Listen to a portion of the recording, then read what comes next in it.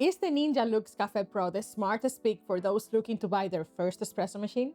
Especially over proven classics like the Breville Barista Express or even the cheaper Luxe Café Premier? In this video, I'll walk you through what it's really like to live with this machine, what it is great at, some downsides you should seriously consider, and whether it's the better option for you, because let's admit it, once you spend $700 on an espresso machine, you don't want to regret it. Let's go. On paper, the machine seems perfect, but Ninja already had a do-it-all machine at just $550. So let's see if what makes this a pro, it's really worth the extra money. There are now 4 different brewing modes with 11 coffee styles. You get single, double, and quad espresso, with the new addition of lungo, which is just a longer shot with more volume, and ristretto, which is a more concentrated than regular espresso at a 1-to-1 ratio. The drip coffee mode in the Pro stays the same with classic drip, wrist drip, and over ice, as well as the cold brew and cold press options. A notable difference is the addition of this water tap right next to the group head, which makes long blacks. It says Americano in the options, but it actually makes long blacks. If you don't know the difference, you should really subscribe to my channel and follow me on all of my other socials. On the grinder side, the big upgrade is the built-in tamper, this little thing here. So instead of tapping manually, this lever does the work. Once you set the portafilter in and you grind your beans, you tamp twice, just pulling the lever firmly without applying any extra pressure. And yeah, it actually asks you to tamp twice with this indicator here. This is for improved consistency. And as you can see, the puck seems pretty well tamped. Now, when we look into the milk frothing options, the Pro shines with 5 different modes with the inclusion of the extra thick froth, an upgraded insulated steam wand, and this huge, massive pitcher. With this said, if you already got the Premier, I don't feel you need to upgrade. In essence, both machines will produce coffee of around the same quality. But if you're buying one for the first time, I will certainly go with the Café Pro. The tamping lever on its own is totally worth the extra $150. But one thing is the specs on paper, and another thing is how this works on a daily basis. I've been making all kinds of drinks with this thing for a while now. The amount of options seem overwhelming at first, honestly. But once you go through them, it's actually easy to pick your favorites. Personally, I usually go for a latte or a cold brew with cold foam. Also hot chocolate, but that's not even coffee. So let's make them both now. First, I'll grind my beans, which the machine already assisted me in dialing in. And we'll look into the BaristaAssist in a minute here.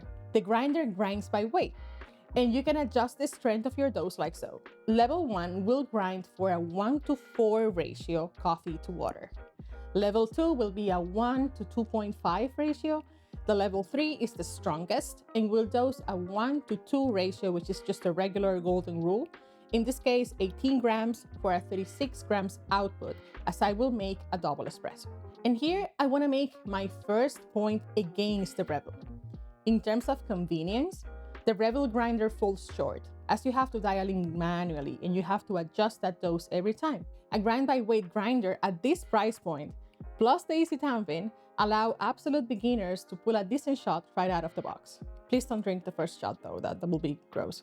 However, the Breville grinder is meant for espresso, and it does that successfully, while the Ninja has to, play around all these options and try to go as coarse as possible so it can work with drip and with cold brew. And I actually feel that limits the espresso grinding range and the results you get with lighter roasts. I don't think it's meant for that. Now, all things considered, can the Ninja pull a good shot?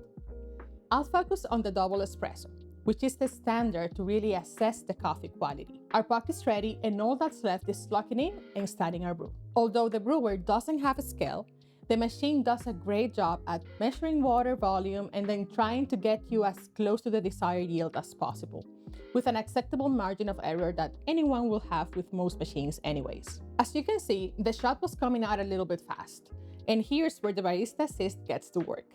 The machine calculates different variables to make this adjustment from the starting recommended grind setting.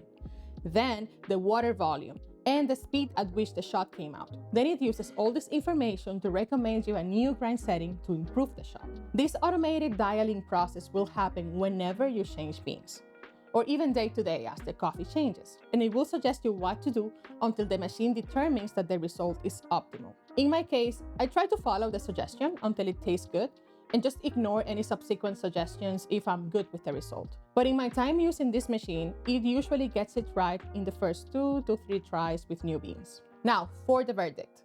I'm using a familiar medium dark roast, not too fancy, but great for lattes. It's certainly bold, good crema, but not too nuanced of a shot as I've shift on the Breville and using dedicated grinders. I know purists and coffee geeks won't necessarily glee all over this shot, but I gotta admit that it's a good enough result that will surely please most people. And it actually works wonderfully for any milk recipe as well. The good news is that you can totally pair this machine with a better espresso grinder and extract your shots manually. So if you wanna elevate your espresso game beyond what these automatic features have to offer and make incredible coffee at home, you should absolutely check out my Espresso Made Easy program. It's helping hundreds of beginner baristas around the world to get the best out of their machines, from delicious espresso to silky, Instagram-worthy lattes. So before you overspend on a more expensive machine that won't guarantee better results, click on the link in the description and jump on the path of easier, better espresso making. Now, hear me out. The milk steaming is what divides my opinion on this machine. The milk frothing works in a clever way. First, we have this insulated steam wand to inject air and heat up the milk. Then we have the bottom of the pitcher. It has a whisk that froths the milk simultaneously. This is magnificent for the thick and the extra thick and the cold foam options, but it falls short in getting the best texture for normal lattes or flat whites. Honestly, it's nearly impossible to make latte art with this. Don't get me wrong, flavor-wise, it's as good as it can be. But if you're thinking of all this fancy stuff, well, think again, this may not be the right option for you. It's pretty convenient as you just set it up. Cue it as you extract your shot and wait for all to come together and you just serve the coffee and get going. But if you want the silky, paint-like milk that allow you to pour cute hearts and tulips for Instagram, you will still need to do this manually, which gladly this machine allows. So if you're not happy with the preset, you can always use it manually. The steam wand is not as powerful as what you might find on the Breville Barista Express, which already isn't a powerful steam wand to begin with, but well, it's easy to use, it's way easier to clean, the material is better, and the auto purge function is fantastic. You just wipe it, set it back down, it'll do its thing. Honestly, I wish all machines had this. And although I've made my fair amount of lattes with this, what I've been really using it for, and the reason I have it always on standby in my kitchen, is for the cold drinks. This is hands down a wonderful cold foam maker, and it will let you replicate some of the fan favorites that have people spending $8 to $10 for. In my case, you'll find me brewing the cold brew with cold foam at least once or twice a week. And because there's no heating up involved for the milk, you can actually set everything up and let it do its thing simultaneously. The milk jug is also, honestly, it's massive. It's big enough to make 2 drinks at once. And the way it brews the cold brew, although it isn't proper cold brew result, it's good enough for this type of drinks. Damn, that's very good. Now, it can make this drink well, but can it do everything well? There are a lot of promises in this machine. Tons of modes to mix and match. And they even include a full guide with many recipes, which I have to say, some are great, but others not so much. I'll drop an entire video just on these drinks so you see the machine in action as I evaluate the results. So make sure to subscribe so you don't miss it. The long list of features makes this a very attractive option, but the list of downsides might be just as long. This machine is loaded with tech features and moving parts, which is exactly why it makes me nervous to recommend it for beginners. Ninja is a well-known and reputable brand in the kitchen space. That is reassuring. From some other reviews and comments online, it seems like they're pretty responsive and they're responsible if the machine has any issues. It comes with a standard 1-year guarantee, same as Breville, but again, the more features, the more things that can potentially break. This machine looks and feels more like a kitchen appliance than an espresso making gadget. The build is mostly plastic that doesn't scream premium the way Breville machines do. Also, this is a fairly new machine. Whereas the Breville Barista Express, for example, has been a proven solid choice since 2012, if I'm not mistaken. I know people who still own like 10-year-old fully functional units, so that is a big thing to consider. Another downside is how much of a water hog this thing is. It dumps water continuously, as it doesn't recycle it back into the system. So for every under-extracted shot and steam cycle, all the water left is being dumped into the drip tray, which is my next pet peeve with the machine. The drip tray fills ridiculously fast, too quickly for my taste, and I find myself cleaning up water messes way too often. Going back to the grinder, as I mentioned, it's not gonna bring you top quality results, and it is certainly limited. Using this with lighter roasts is absolutely a no-go from my testing. And I have a strong sense that this machine is meant to be used with regular, store-bought, medium to dark roasted beans for optimal results. I have to admit I like the conveniently clever portafilter. Its modular design lets you swap baskets pretty easily, from a single to a double and a quad shot basket. And of course, the machine itself will tell you which one to use based on the brewing mode you choose. And all the remaining baskets can just be stored on the side so they don't get lost. However, this proprietary 53mm portafilter limits the accessories you can use, although you might find some more options out there as this machine becomes widely adopted in the market. I don't love the double spouts, considering you cannot fit 2 cups on the drip tray, but I guess it just looks better than a single spout. Now, with all of this in mind, who should buy this machine then?